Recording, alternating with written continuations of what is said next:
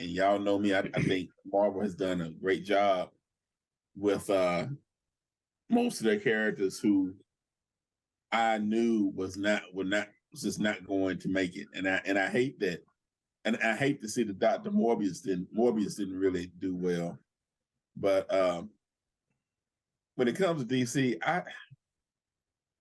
it's the continuity thing for me, and as I have mentioned before, DC probably, in my opinion, had a leg up on Marvel using the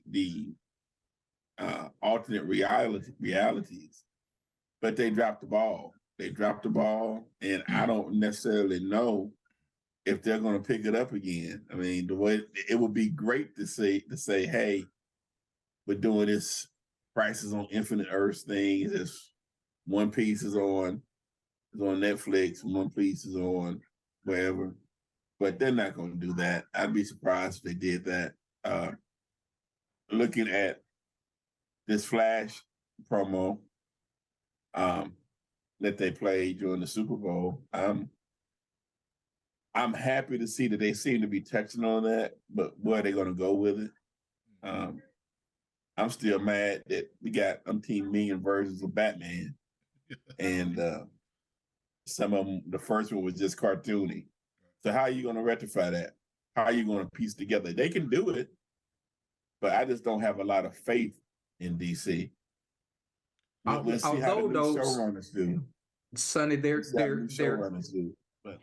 sort of addressing that in this multiverse or this DC continuity thing, because this is, you could say this is the Batman of Earth whatever, because they use, Earth this and Earth that,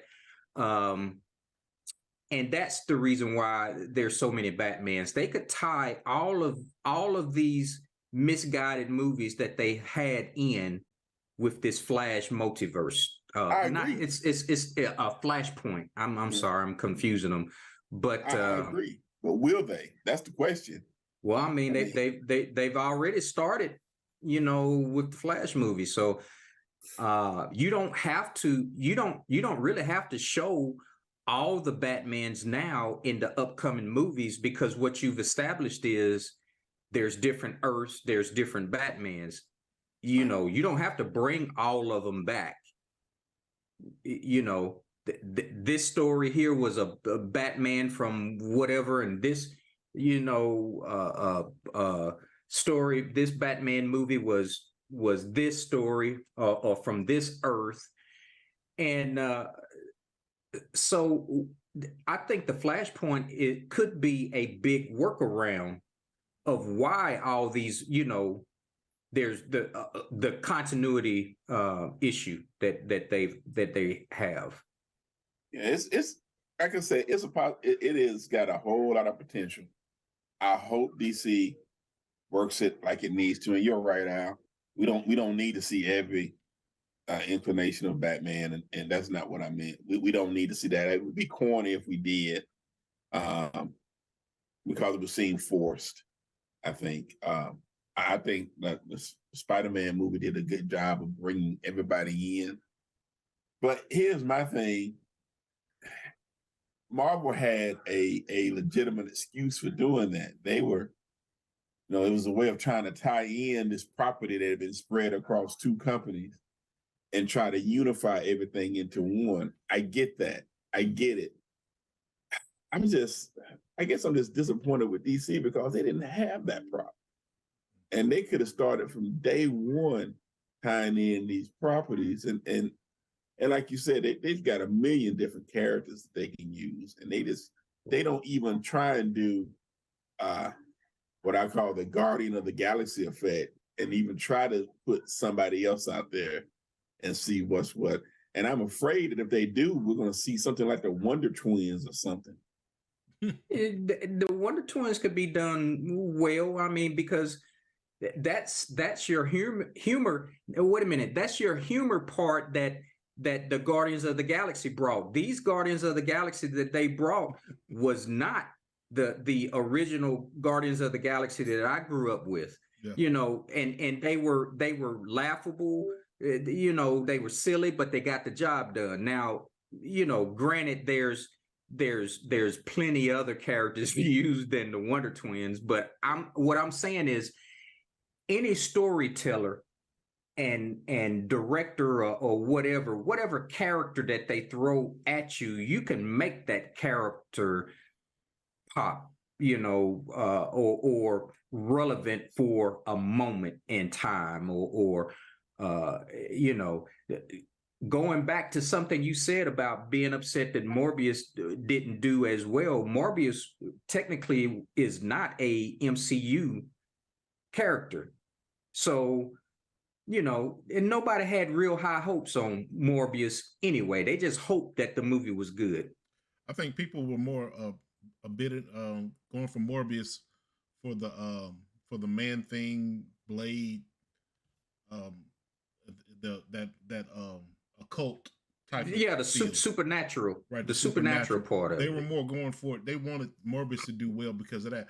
I don't think that was a good introduction to Morbius, and he that movie kind of sent conflicting messages about him. It just Well, see, this is what's going to happen to the other Sony movies that come out. They're so standalone, and it's like Sony is trying to build a Marvel universe out of the characters that the few characters that they own the rights to. It will never, unless they continue to tie in with the MCU, like they did, allowing them to use Spider-Man. Right. Their movies are always going to be hit or miss, because you're not in the grand scheme of things, unless they tie it in, and just like in DC, if they tie it in with the multiverse aspect of it, then these characters, lack of a better term, would be what we call in comic books one shots. Mm-hmm. You know, one and done, right, type movies. Well, you know, they have some good, you know, they got some big characters. They got Venom and they got Spider-Man, but those characters aren't, unless you're just doing a Spider-Man universe, which I know they can't do that because MCU already has the Spider-Verse. Right. So you can't really even go that way with the few characters that they have. So I think Sony should smarten up and sit back and allow their properties to be used by the MCU and just make money, because that's all they're going to do. They're going to reap the benefits of what Marvel, the MCU, does with their characters. Right. Just take their hand off the wheel. They were going to do their hand off the wheel and let somebody else drive. Right. Yeah, I mean, because we thought they were going to do that with Spider-Man. I mean, with the success of Spider-Man, you would think that they would have saw that and say, "Hey, this thing works. Let's let them go ahead and do it." Mm-hmm. I think the next character is Kraven. Who wants to see a Kraven movie, you know, without Spider-Man in it? But if you want, let's get back to the DC. Well, and getting back to DC, I was going to mention there are rumors about a new Constantine movie being in development. Right, it is. So how do they make that work? And I'm a Constantine fan. I love Constantine. I think Keanu Reeves did it great. I think when it was on TV, it was cool. Mm-hmm. Will it stay? Mm-hmm. Well, who will be the star? I don't know. But once again, how would they tie it in? I just have zero faith in DC movies. Well, hold on. It could with this Flashpoint, it can be tied in, because to tell you the truth, DC did the original multiverse type story when they did Crisis on Infinite Earths. Yeah, and what they did was right to begin with. They were trying to, because they had so many different worlds and different stories that really wasn't in continuity with everything else. What they did was they said, okay, we need to correct our timeline, our, what's going on. It's so many characters. And then they started destroying these worlds, these different worlds in that Crisis series, which I thought is hands down one of the best series either Marvel or DC has done. I think that storyline was amazing, and then people came after that and messed it up again, and then they had to come back and try to work it out again. You could take Crisis on Infinite Earths and correct everything that's been done up until this point and move on it, because the Anti-Monitor and all of this, all the big villains that was in this Crisis series can be done in the movies, and it would, they had the original book plan, and I believe Marvel looked at it and said, okay, we can do this better than you. Right. And what happened is DC, because they jumped out so fast, they put out the superhero movies before Marvel with the Superman movies, and then Superman was on TV, and then Batman movies. Marvel was giving us Conan, and then they had a hit with Blade, but somebody had to sit down and said, okay, we can work all of this into one big thing and make it money making. DC just did not have that vision.